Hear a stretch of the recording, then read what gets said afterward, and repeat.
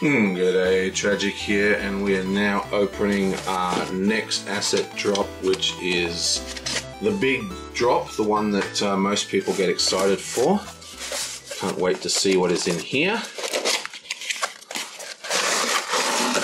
Ooh, lots of stuff.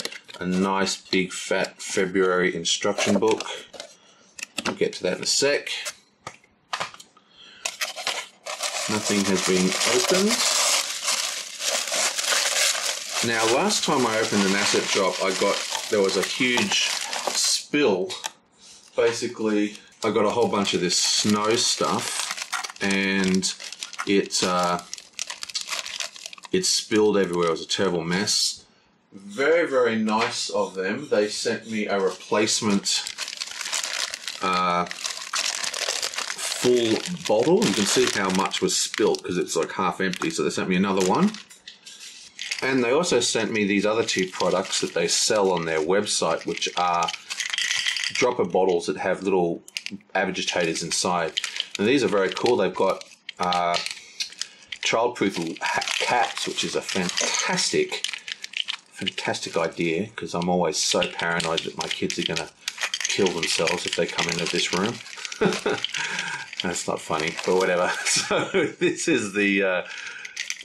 these are very cool, and basically what you do, you get like a dropper of some sort, and you can transfer all of this stuff into one of these, or you take your Citadel paint and transfer all of this into one of these, and then you can use it like a dropper.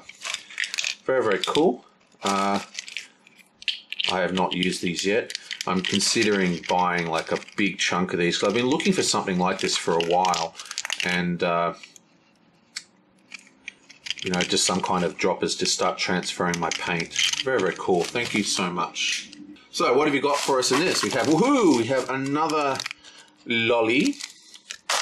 Hard wine gums, please. We have a squishy thing. I don't know what that is. Oh, we have, oh, awesome, some secret weapon. What else is in here? Is there more stuff in here? There's another lolly. Snap Crackle. Oh my god. Now my mate is a big war gamer. Like, you know, like not like board gaming, like building tanks and stuff. And he swears by secret weapon. And when I told him I was getting into you know, painting again, as a present, he gave me a whole selection. I haven't got this one. He gave me like just sort of rusty kind of colors and skin tone kind of colors. So he gave me all these. So rust red, rust brown, metallic iron, dark yellow, and dark earth. And he swears by them. He says that these are just like absolutely the best pigments. I really don't know even how to use pigments, so it'd be great to see the tutorial in the asset book. But they have given us a faded blue pigment. Now, the way pigments work is that they're just powder. They don't have any liquid. Now, you can mix them up, like, say you can mix them with an acrylic medium like this and create your own acrylic paints, but textured. It's very, very good for, you know, doing dappling and kind of stuff like that if you want to add rust or other kind of weathering effects. But also you can do a lot of interesting things where you kind of put a gloss all over your miniature, especially big miniatures, and then you can use pigment to do shading.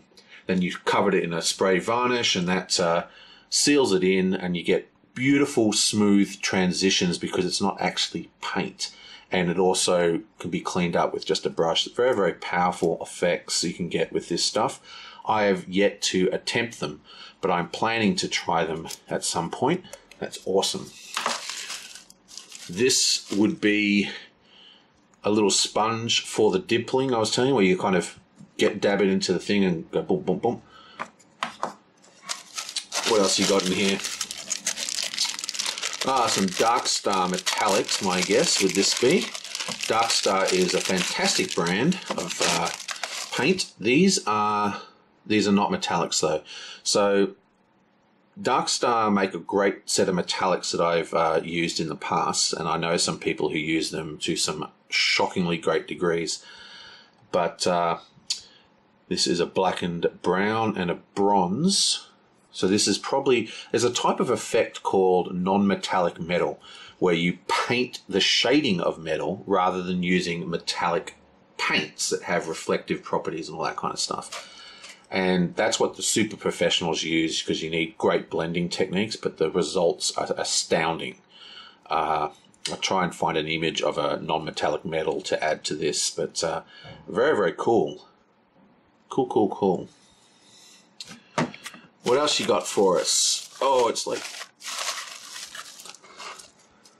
some more Secret Weapon.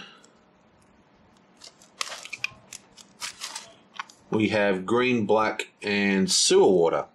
These are actually the colors I used to paint my snake, my recent snake, which I then ruined by spraying a matte varnish on, which kind of frosted, which is something that can happen when you have high humidity like in Australia. I've actually got a full set of Secret Weapon washes. I'm only missing soft black and flesh tone, which are just constantly sold out because they're extremely good.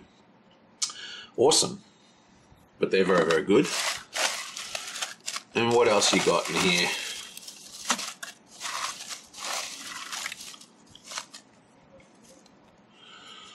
Okay, this is interesting. Maybe some orc flesh or something. Never heard of this brand. Hataka Hobby Acrylic Paint. Polish AFV Greyish Sand. Okay.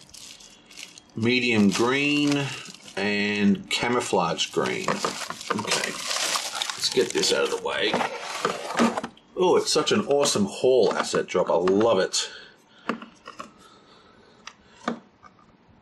Secret Weapons and some Darkstar stuff, and of course some horrible lollies. Well, they're not horrible, they're probably very... I'm not allowed to eat lollies because I'm a big fat body, but my kids and wife love them. Okay, so let's have a look at the asset drop guide.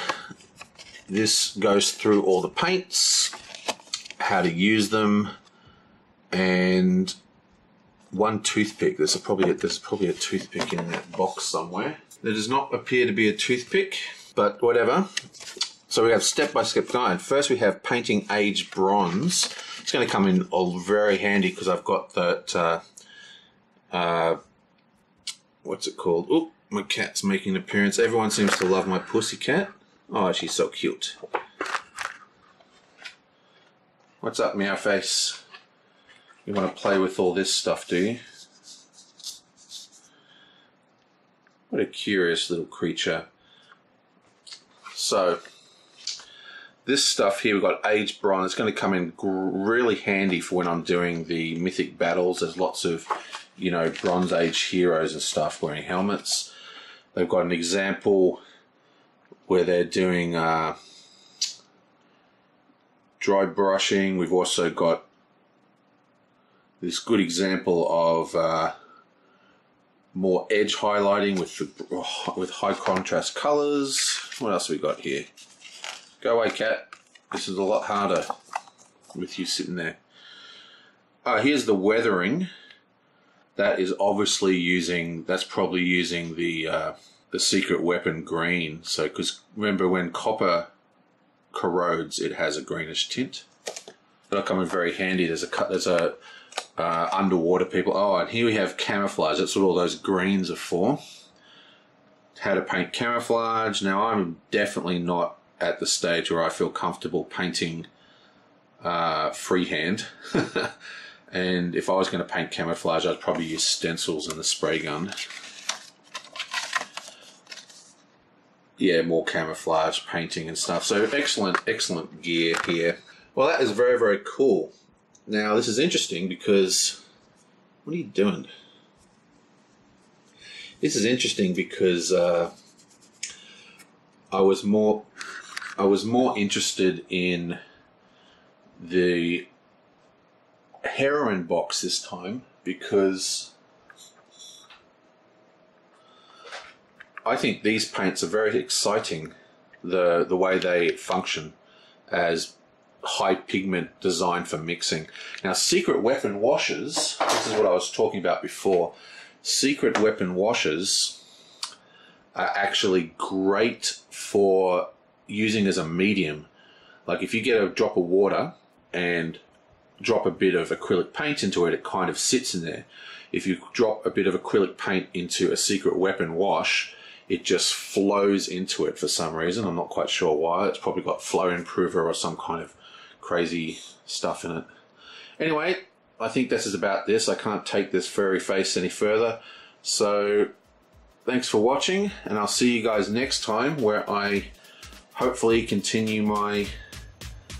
I've been a bit depressed recently because this came out so badly. The yellow came out very good, but the cloak was so horrible. These are the original cloaks. This is a half-finished yellow, but yeah, it was just so bad it really depressed me, but I've got to get back on the horse, and I'll see you guys next time.